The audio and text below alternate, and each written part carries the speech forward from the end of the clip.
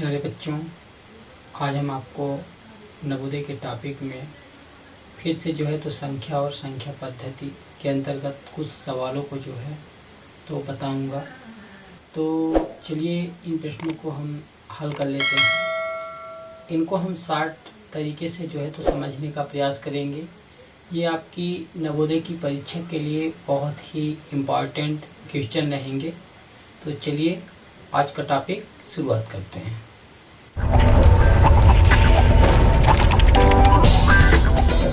तो आपके सामने पहला प्रश्न है, एक परीक्षा में करण ने भावना से 10 अंक अधिक प्राप्त किए, ईसा ने भावना से 5 अंक कम प्राप्त किए।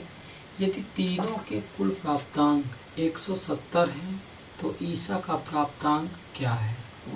यहाँ समझने का प्रयास करिए कि करण का प्राप्तांक दिया है कि भावना से 10 अंक अधिक है और ईसा का प्राप्तांक दिया है कि भावना से 5 अंक कम है।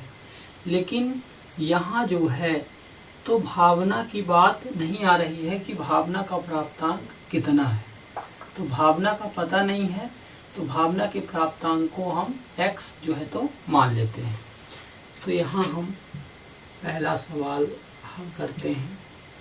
तो यहाँ हम मान लेते हैं कि माना भावना का प्राप्तांक x, इसको आप शार्ट में लगाएंगे। भावना का प्राप्तांक बराबर x। मान लिए कि भावना का प्राप्तांक कितना है, x है। अब जैसे प्रश्न कह रहा है उसी के अकॉर्डिंग तो लगाएंगे। अब बोल रहा कि करण ने भावना से 10 अंक अधिक प्राप्त किए, तो करण का प्राप्तांक कितना हो जाएगा। करण का प्राप्तांक बराबर हो जाएगा भावना से 10 अंक अधिक। तो भावना का प्राप्तांक x है, तो x में से क्या करेंगे, 10 जोड़ देंगे, क्योंकि अधिक बोल रहा है। मतलब करण का प्राप्तांक तो भावना के प्राप्तांक से 10 अधिक है। इसी तरह ईसा का जो प्राप्तांक है तो भावना से 5 अंक कम है, तो ईसा का प्राप्तांक कितना हो जाएगा। देखिए यहाँ ईसा का प्राप्तांक बराबर हो जाएगा भावना के प्राप्तांक से तो 5 कम है, तो x में 5 क्या कर देंगे, घटा देंगे। मतलब इसका प्राप्तांक x माइनस 5 आ जाएगा।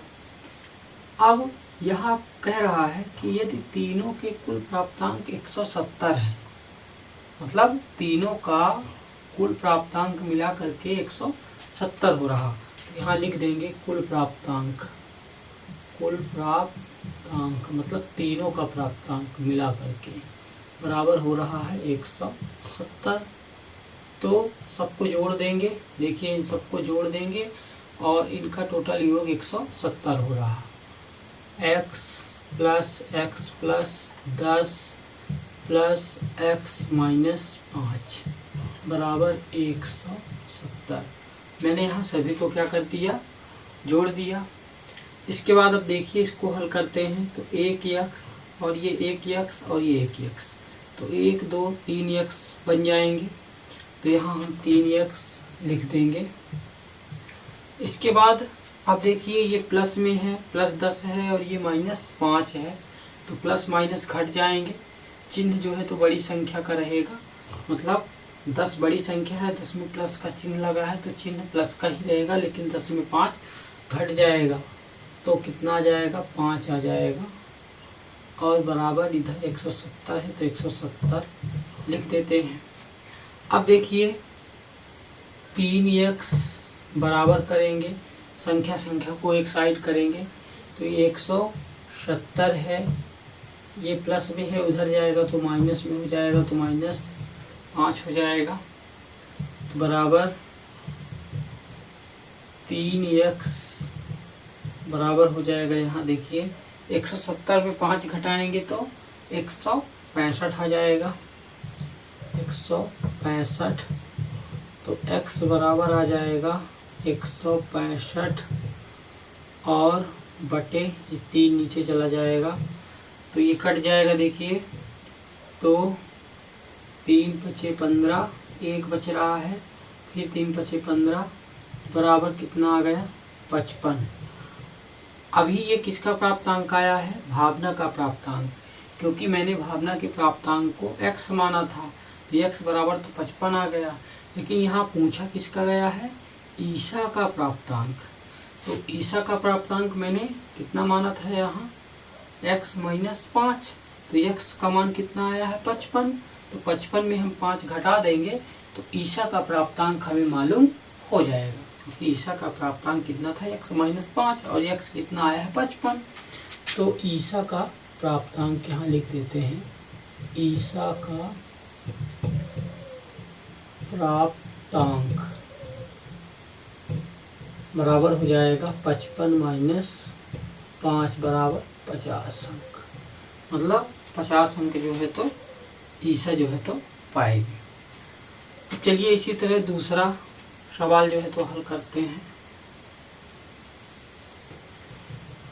तो देखिए दूसरा क्या दिया है, एक भाग के सवाल में भाजक 25, भागफल 30 तथा शेष 15 है, तो भाज्य क्या होगा।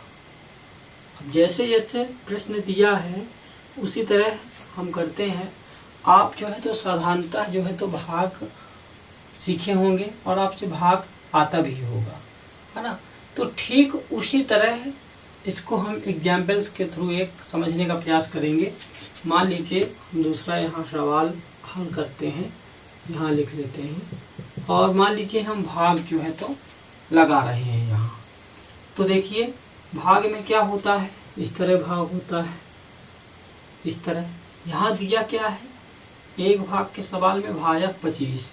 देखिए यहाँ क्या होता है, ये भाजक होता है, ये भाजक होता है लेफ्ट साइड में, और यहाँ बीच में जो होता है तो ये भाज्य होता है। राइट साइड में जो होता है तो भागफल होता है, और जस्ट नीचे क्या होता है, शेषफल होता है। तो यहाँ दिया क्या है, भाजक 25, तो ये भाजक है, इधर भाजक होता है भाजक, तो भाजक 25 तो दिया है, तो 25 हम लिख दिए। भागफल कितना दिया है, 30 दिया है, तो भागफल यहाँ हम 30 लिख देते हैं, ये है भागफल। भागफल जो है तो 30 है, और शेष कितना है यहाँ 15, ये शेष दिया है कितना जाके 15। और हमको ज्ञात क्या करना है, भाज्य। भाज्य मतलब जो बीच में होता है वो हमको प्राप्त करना है। तो देखिए इस तरह ये कुछ बन जाएगा। मतलब भाजक 25 हो गया जैसे कि दिया था, भागफल 30 और शेष 15, और भाज्य हमको ये ज्ञात करना है। तो एक सूत्र होता है, शायद आप पढ़े होंगे वो सूत्र होता है भाज्य बराबर भाजक गुणे भागफल धन शेष। ये सूत्र होता है भाज्य बराबर भाजक गुणे भागफल धन शेष। मतलब यदि हमको भाज्य प्राप्त करना है तो भाजक में भागफल का गुणा करके और शेष को क्या कर देंगे, जोड़ देंगे। तो यही हमको यहाँ प्रोसेस करना पड़ेगा। तो भाजक कितना है देखिए 25, और भागफल कितना है 30, और शेष कितना है 15। तो यहाँ हम 15 जो है तो जोड़ देंगे। तो पहले गुणा ही किया जाएगा, तो 25 में 30 का गुणा करेंगे, 25 × 75, और एक जीरो है तो एक जीरो, 750 आ जाएगा। और यहाँ 15 जोड़ देंगे। यहाँ जो है तो बोर्ड मास के थ्रू जो है तो पहले गुणा किया जाएगा फिर जोड़ा जाएगा। तो 25 में 30 का गुणा किए 750, और प्लस 15 जोड़ दिए तो इतना यहाँ आ गया। अब इसको टोटल जो है तो जोड़ देते हैं। देखिए कितना आ जाएगा, 0 में 5 जोड़ेंगे तो 5, और 5 में 1 तो 6, और ये 7 तो है ही, ये 5 हो गया, 5 में 1 जोड़े 6, और ये 7। तो यही जो है तो आंसर आ जाएगा। मतलब यदि इस तरह के जो है तो क्वेश्चन आते हैं तो उसमें आप क्या करिए, भाजक का भागफल में गुणा कर दीजिए और डायरेक्ट शेष को जोड़ दीजिए, तो आपको भाज्य जो है तो मिल जाएगा। तो आई होप जो है तो आपको दोनों क्वेश्चन अच्छे से समझ में आ गए होंगे। तो आज के लिए इतना ही। यदि आपको इसी तरह के क्वेश्चन नवोदय की परीक्षा के लिए पाने हैं तो हमारे चैनल को सब्सक्राइब कर लें और बगल में बेल आइकन दबा लें। बेल आइकन दबाने से ये होगा कि जब भी हम इस तरह की वीडियो बनाएंगे या अपलोड करेंगे तो उसका नोटिफिकेशन आपको टाइम से मिल जाएगा। आज के लिए इतना ही। Thank you.